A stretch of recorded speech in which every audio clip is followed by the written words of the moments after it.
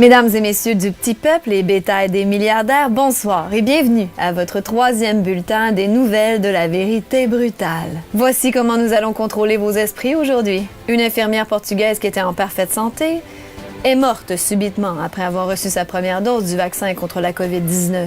Les autorités sanitaires enquêtent présentement pour déterminer la cause de la mort, qui est un véritable mystère. Pendant ce temps, un homme de 40 ans est mort d'un grave accident de moto hier soir à Sorel-Tracy. Il ne fait aucun doute pour les autorités sanitaires qu'il est mort de la COVID. Le New York Times suggère maintenant de porter 2 masques plutôt qu'un. L'avantage, c'est que vous allez sauver 2 fois plus de vies, parce que nous sommes tous des héros.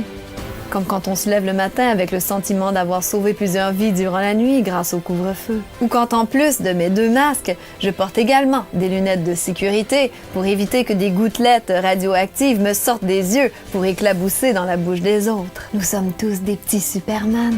Ou superwoman, ou super non-binaire, super androgyne, bispirituel ou intersexué, ou je veux dire, je veux pas exclure personne. Il manque-tu quelqu'un? Justement, à la Chambre des représentants des États-Unis, le pasteur Emmanuel Cleaver du Parti démocrate a ouvert la première session du 117e congrès en priant au nom d'un dieu hindou, pour terminer sa prière avec l'affirmation « Amen » et « A woman », transformant une exclamation de la foi qui signifie « Ainsi soit-il » ou « Que cela soit vrai » en déclaration non binaire « Amen ». Donc « Amen » et « A woman ». We ask it in the name of the monotheistic God, Brahma, and God known by many names by many different faiths. Amen and a woman. Ainsi donc, les gauchistes ont décidé que le terme « Amen » faisait dorénavant partie du langage genré et que nous devons maintenant dire « A woman » après les prières. Ça marche pas en français, ça. Ce qui donne la couleur des années à venir avec la transformation de notre monde vers l'agenda 2030. Soulignons également le fait qu'Emmanuel Cleaver arborait le port des 2 masques. La chanson de Michael Bolton se trouvait donc à être prophétique. When a man loves a woman. Bientôt, nous allons également rajouter au mot anglais menstruation avec womanstruation, étant donné qu'aujourd'hui, les hommes et les femmes peuvent avoir leurs règles. Nous prions ainsi Joe Biden de cesser de répéter sans cesse la phrase « Come on, men », expression transphobe et non inclusive ne cadrant pas dans son agenda mondialiste. À la vérité brutale, nous souhaitons rendre hommage à Joe Biden, qui est le candidat ayant reçu le plus de votes de toute l'histoire des élections américaines. Certaines personnes sont même sorties de leur repos éternel avant de se diriger aux urnes pour cette élection historique. Son taux de popularité est inégalé et sans équivoque. Nous voudrions lui rendre hommage en soulignant les plus grands accomplissements de ses 48 ans de carrière.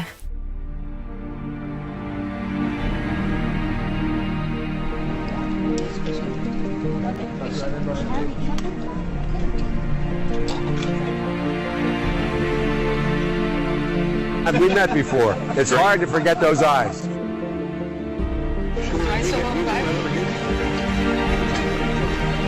You know what you said to my mom? It was wonderful, my mom.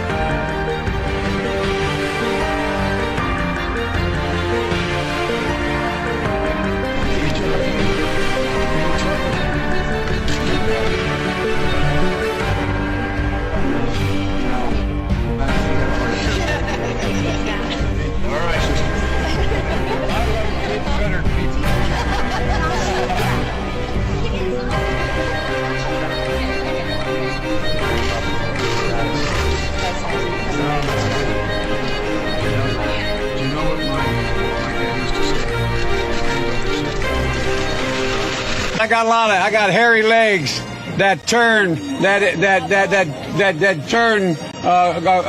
blonde in the sun, and the kids used to come up and reach in the pool and rub my leg down, so it was straight, and then watch the hair come back up again.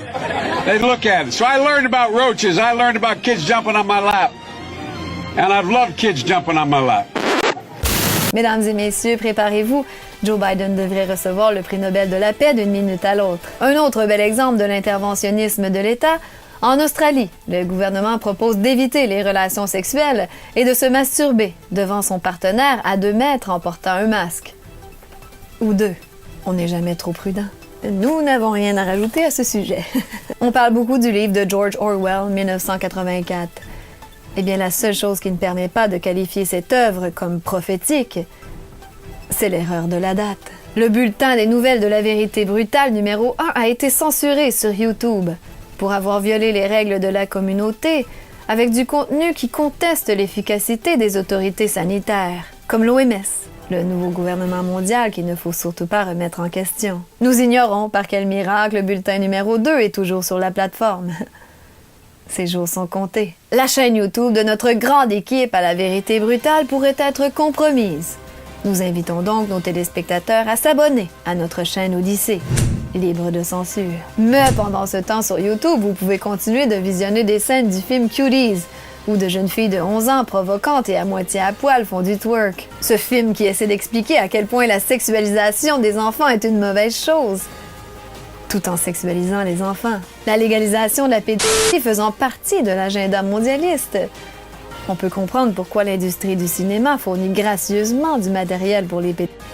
Quand le producteur Netflix a été interrogé à savoir s'il encourageait la pédophilie, la réponse de Netflix: nous ne pouvons pas vraiment commenter à ce sujet.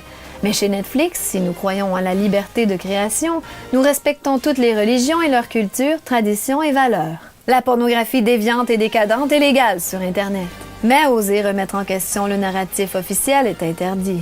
D'ailleurs, Québec a octroyé près de 100 000 $ en subventions, dont 700 $ du fonds vert, au géant du porno MindGeek, soupçonné de diffuser sur Internet des images de viol et de pornographie juvénile. Si Big Tech mettait autant d'ardeur à censurer et à bloquer les sites de pédophilie, de viol et de trafic d'enfants, ils auraient peut-être un peu plus de crédibilité à censurer les lanceurs d'alerte. La grippe a disparu au Québec en même temps que la liberté d'expression. Nous pouvons remercier Big Tech, notre nouveau gouvernement, qui a censuré toute liberté d'expression sur Facebook, YouTube, Twitter et même Parler, cette plateforme qui a toujours été considérée comme un havre de la liberté d'expression et qui a été bloquée par Google, Apple et Amazon. Merci de nous protéger contre le danger de pouvoir nous exprimer librement. Une requête a été déposée pour exiger la fermeture de Radio-Canada et de TVA à partir de 17h, pour sauver plus de vies. Ah, une nouvelle toute chaude qui vient de sortir. Ceux qui portent leur masque seuls dans leur voiture ou pour marcher sont des imbéciles. Le niveau croissant de méfiance du narratif gouvernemental n'a d'égal que le nombre de moutons crédules qui y croient encore et qui pensent encore qu'au mois de février, tout réouvrira. Enfin, si Dieu le veut. Et parlant de Dieu, ne vous inquiétez pas. C'est lui qui aura le mot final. Continuez de porter vos 2 masques et de respecter la distanciation sociale. Et surtout, lavez-vous bien les mains. Nous, on s'occupe de vous laver le cerveau. Le virus se transmet principalement dans les maisons. Alors, s'il vous plaît, restez dans vos maisons. Saviez-vous que pour chaque like sur cette vidéo, un mouton de plus se réveille? Ceci a été prouvé lors d'une étude scientifique réalisée par de grands experts en la matière. Alors maintenant que vous savez quoi et comment penser, ne tardez plus. Cliquez immédiatement sur le petit pouce en l'air et abonnez-vous à notre chaîne. Ah oui, certains détracteurs nous reprochent de demander des dons du public. C'est le matin, réveillez-vous et bienvenue à l'ère du sociofinancement. Les contributions volontaires sont bienvenues. Et j'insiste sur le mot « volontaire ». Nous aidons également quelques personnes dans le besoin et d'autres lanceurs d'alerte avec les dons recueillis. Merci aux donateurs. Nous fournissons du contenu dérisoire et humoristique gratuitement.